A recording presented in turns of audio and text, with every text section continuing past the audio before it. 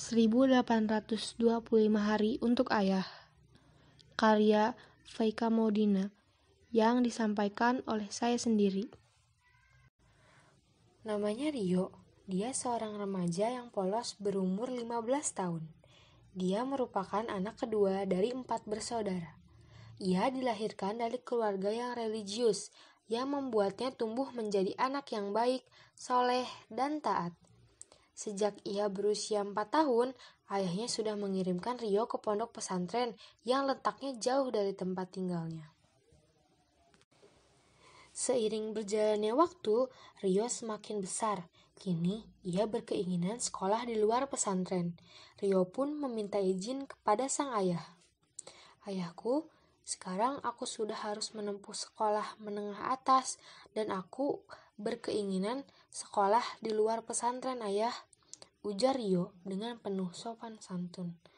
Ayahnya pun berkata, "Bukankah anakku sudah nyaman tinggal di pesantren?" kata sang ayah yang sedikit ragu untuk mengizinkan Rio bersekolah di luar pesantren. "Tapi ayah, aku ingin merasakan pengalaman yang baru, lingkungan baru yang belum pernah aku rasakan sebelumnya," ucap Rio untuk meyakinkan sang ayah. Ayahnya terdiam sejenak, lalu berkata, "Baiklah anakku, semoga itu menjadi pilihan yang terbaik untukmu. Ayah beramanat kepadamu untuk selalu menjadi anak yang baik dan selalu taat kepada Allah Subhanahu wa Ta'ala." "Baik ayah, terima kasih ayah," ucap Rio yang sedang bergembira. Tak terasa, sekarang adalah waktunya Rio pergi ke sekolah yang ia inginkan. Ia sudah menyiapkan segalanya dengan sempurna sejak dini hari. Tiba saatnya Rio memasuki ruangan kelasnya. Di hari pertama ia sekolah, Rio tidak banyak berbicara dan kurang berinteraksi dengan orang lain. Mungkin karena faktor hari pertama ia sekolah. Sudah 1 bulan Rio sekolah di tingkat sekolah menengah atas. Rio sudah dapat beradaptasi dengan lingkungannya. Namun, teman-temannya menganggap Rio sebagai anak yang polos dan tidak begitu memahami lingkungan yang sebenarnya. Sudah memasuki bulan kedua, Rio bersekolah. Namun, Rio tidak dapat memilih teman yang baik dan benar, karena Rio anak yang polos. Karena kepolosannya itu, Rio dimanfaatkan dan dihasut oleh teman-temannya yang nakal. Rio pun menuruti dan ikut terhasut oleh teman-temannya itu, karena dia diiming-imingi akan menjadi anak yang populer. Rio mengiyakan ajakan tersebut karena ia ingin sekali dikenal oleh murid yang lainnya. Sejak saat itulah, Rio berubah sikap 180 derajat. Ia selalu dihukum oleh guru karena tidak mengerjakan tugas, sering mendapat teguran dan panggilan orang tua. Dan ia juga sering pulang sekolah terlambat, tetapi ia selalu saja ada alasan yang membuat orang tuanya selalu percaya padanya. Mulai dari alasan perkumpulan eskul, kerja kelompok, dan lain sebagainya. Hingga suatu ketika, Rio diajak teman-temannya untuk balap motor pada tengah malam. Tidak disangka, Rio pun mengalami kecelakaan fatal karena balap motor tersebut, membuat Rio harus dilarikan ke rumah sakit. Rio kehilangan banyak darah, tangan kirinya patah, dan kepalanya harus dijahit sebanyak 6 jahitan. Sontak membuat orang tuanya kaget dan tidak menyangka sang anak masuk rumah sakit karena kecelakaan. Setelah 1 hari Rio tidak sadarkan diri, akhirnya Rio sadar dengan matanya yang dibuka secara perlahan, kepalanya yang masih terasa sakit, dan matanya tertuju kepada 2 orang yang sedang mendampinginya, yaitu ayah dan ibunya. Bibir Rio bergerak seolah-olah ingin mengatakan sesuatu. "Ayah, ibu, maafkan Rio." Ayahnya tak kuasa menahan tangis, dan ia pun menangis, sembari berkata, "Tak apa nak, ayah sudah memaafkanmu. Yang terpenting engkau harus segera pulih kembali," ucap sang ayah. Setelah 2,5 bulan, akhirnya Rio sudah sembuh total. Ia menceritakan bahwa ia telah salah pergaulan dan salah memilih teman yang benar kepada sang ayah dan ibunya.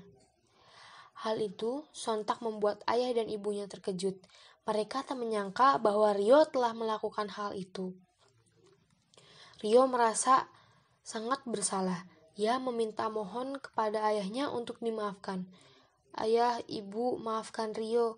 Rio menyesal, sangat-sangat menyesal, ujar Rio dengan penuh penyesalan.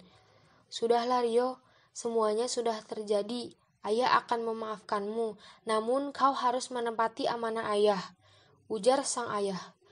Baiklah ayah, aku akan melakukan apapun untuk menebus semua kesalahan Rio selama ini, ujar Rio dengan penuh kesungguhan.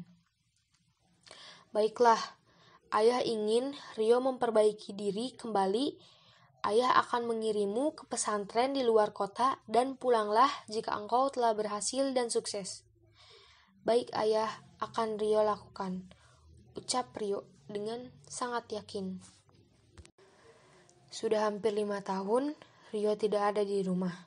Ia sedang memperbaiki dirinya menjadi pribadi yang lebih baik.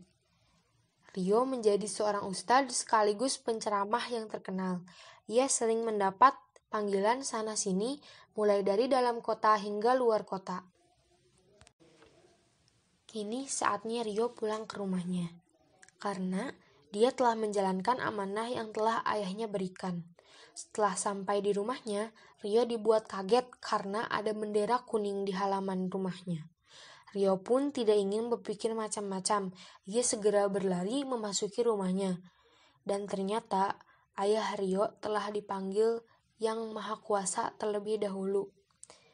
Rio merasa sangat terpukul dan membuatnya tidak kuasa menahan tangis karena ia belum sempat memberitahu sang ayah bahwa ia telah menjalankan amanah yang ayahnya telah berikan. Rio hanya bisa menangis meratapi kepergian sang ayah. Yang bisa Rio lakukan sekarang hanyalah berdoa kepada Allah Subhanahu wa Ta'ala agar ayahnya dimasukkan ke dalam surganya dan diampuni segala dosanya. Tak terasa, sudah 1 bulan Rio tinggal di rumah tanpa kehadiran sang ayah. Setidaknya Rio telah menjalankan amanah yang ayahnya berikan. Kini Rio sudah menjadi penceramah agama yang sukses. Ia hidup berkecukupan dan tinggal bersama ibu dan saudara-saudaranya. Dan kehidupan ekonominya pun terpenuhi karena Rio telah menjadi orang yang sukses. Pelajaran yang dapat kita ambil dari cerita ini adalah kita harus menjaga amanah seseorang dalam hal kebajikan karena kita senantiasa berada di jalan yang lurus dan tidak akan mengalami hal buruk yang tidak diinginkan.